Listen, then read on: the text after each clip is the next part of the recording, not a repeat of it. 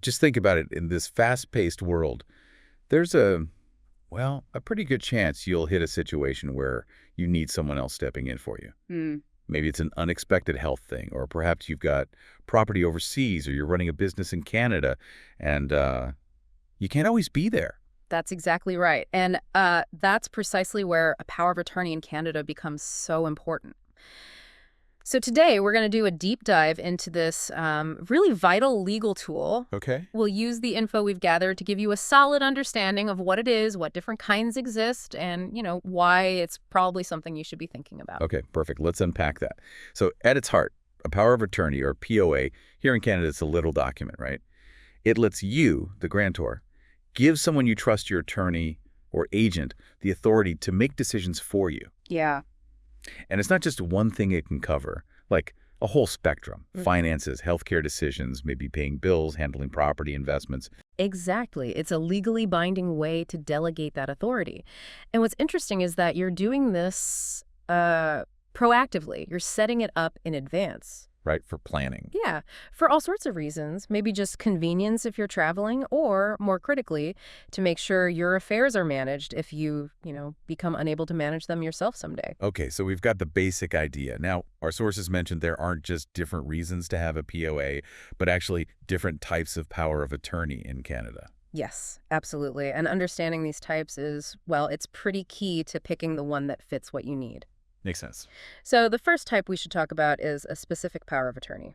Okay, specific. Yeah, and like the name suggests, it's really designed for particular tasks, often just a single thing, maybe within a specific time frame. Think of it as giving someone temporary, quite limited power for a very defined job. Got it. So, like, if I needed someone just to sign the sale documents for my house while I was out of the country for August, that'd be it. That's a perfect example. Then the next one is the enduring power of attorney. This one sounds and is particularly important for, long-term planning. Enduring. Yeah. Okay, why is that? Well, the really crucial feature here is that it continues to be valid. It stays in effect, even if the person who granted it, the grantor, later loses mental capacity. Oh, okay, good. It's Let me be. vital. It ensures your financial stuff, your personal affairs can still be handled by your trusted person if you become unable to make those calls yourself. And interestingly, while POAs generally end at death, there's sometimes a provision, depending on the place, for the enduring power to cover some very specific administrative tasks right after death, but only those directly linked to that period of incapacity, like, say, settling final medical bills. Okay, that's a really important nuance. So the enduring POA is fundamentally about future-proofing, just in case something happens to your mental capacity down the line. Precisely. Now, what about the third type, the general power of attorney? How's that different? So a general power of attorney gives your agent broader authority. They can act for you in a whole range of situations. But, and this is a really critical point, the document must spell out explicitly every single matter it covers. Ah, okay. No vagueness allowed. None. It can't just say, handle all my affairs. It needs to list the specific areas: banking, property, taxes, whatever it is that the agent has power over. Right. So even though they serve different functions, specific for one-off tasks, enduring for incapacity, general for wider but defined powers, our info suggests the basic legal steps to make them valid are pretty much the same. That's correct. The fundamental preparation, the legal boxes you need to tick for any POA to be valid, those are consistent, which actually makes it a bit simpler, even though what each type allows can be quite different. Okay. Now, moving beyond the types, our source material also laid out several common situations where having a power of attorney in Canada is, well, really useful. Let's maybe walk through a few of those. Sounds good.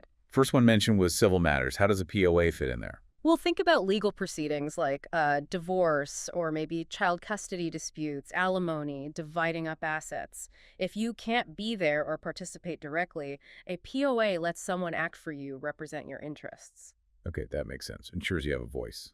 Yeah. Then there's tax representation and official documentation. Dealing with, say, the CRA or getting official papers can be a hassle. Oh, definitely. And time-consuming. So your appointed agent can talk directly to the tax authorities for you. They can get important documents, even help with practical things like opening a Canadian bank account. This is super helpful if you're maybe new to Canada or managing things from abroad. Right. Another big one highlighted is real estate transactions. buying or selling property, lots of steps, lots of signatures needed. Absolutely. A POA can authorize your agent to handle literally everything, negotiating the offer, checking the contracts, showing up at the closing, signing the final papers. It's incredibly useful if you're, say, buying property remotely or just can't get away for the closing. And for business owners, especially those maybe based elsewhere but operating here, the source mentions business operations. Seems like a POA could be essential. Oh, it can be invaluable.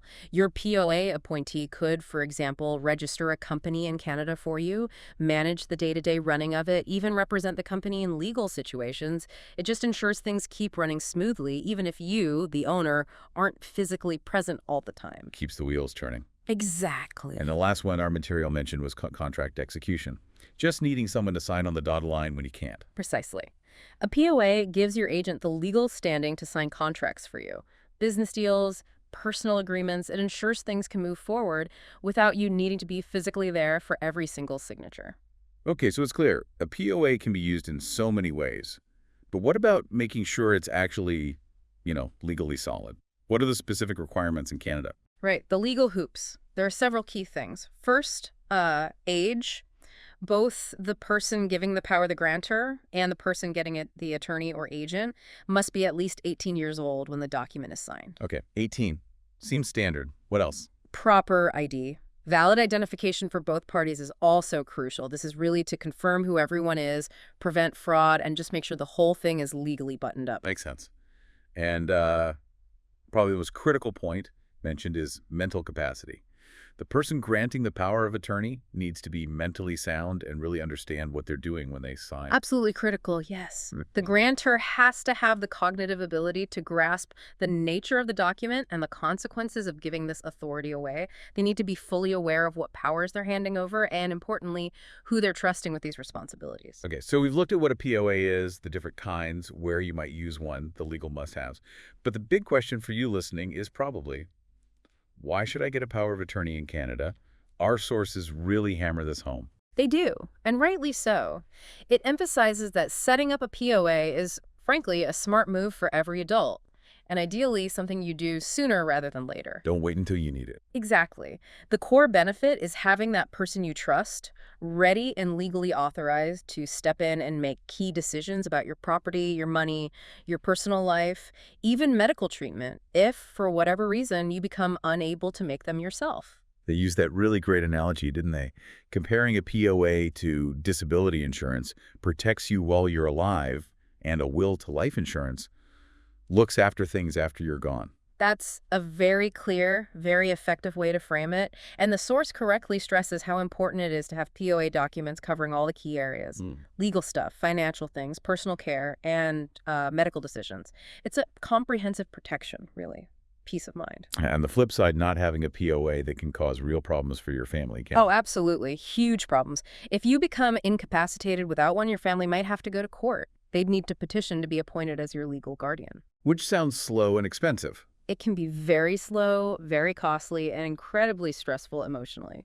And all this happens at a time when quick decisions might be really necessary. It causes major delays. And it's not just about money, is it? The source pointed out that if you don't have a specific POA for personal care, like healthcare decisions, the law just kind of defaults to a list of who gets to decide. Right. And that default list might not be who you would have chosen. Your personal wishes might not be followed. Especially for really critical things like end-of-life care.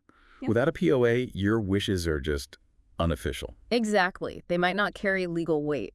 Your preferences for life support or specific treatments might not be honored if they aren't formally documented in a personal care POA.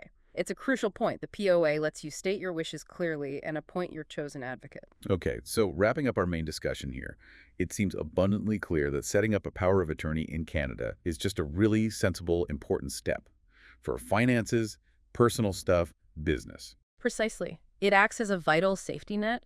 It ensures someone you trust can act for you if you're away. unavailable or, unfortunately unable to make decisions yourself. And for the business folks listening, especially international entrepreneurs, our source really highlighted how practical a POA is for things like registering a company here, signing documents, opening bank accounts, just dealing with authorities smoothly. Yeah, it streamlines everything. It gives you that necessary flexibility in today's, global business world. And it's probably worth mentioning, the group behind this info, On Demand International, actually offers services to help draft and register POAs, set up companies. It shows the real-world need and application. Right, a practical tool. So to kind of summarize our deep dive today, we've seen a power of attorney in Canada is a critical legal instrument. It's your way to make sure your affairs are managed by someone you trust, whatever happens. And with those different types available, you can really tailor it to fit your specific needs and your situation. Exactly. It boils down to being proactive, taking a responsible step to make sure your wishes are known and respected, and that your affairs are handled the way you want, no matter what the future throws at you. And that really brings us to our final thought for you today. Considering that peace of mind, that sense of security, knowing things are in order, who is that person in your life? Who would you trust with this really important responsibility? And maybe thinking about what specific powers you'd feel are most crucial for them to have. Definitely something worth mulling over.